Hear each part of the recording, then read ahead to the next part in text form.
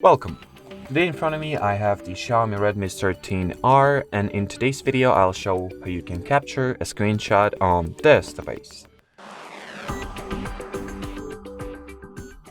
So the most universal method of taking a screenshot on this phone is to open the status bar, or the notification panel or notification control panel, then find the shortcut for screenshot, and by tapping on it the screenshot gets captured.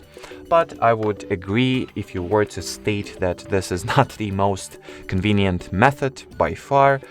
So now let's go into settings, additional settings, gesture shortcuts, take a screenshot. Here there are two options you can turn on.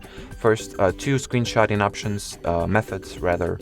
So first of them is the 3-finger screenshot, and another one is the classic volume down plus power key. So now once both two options are enabled, you can take a screenshot by sliding 3 fingers down your screen like that, and by simultaneously pressing the volume up and power keys, or volume down and power keys.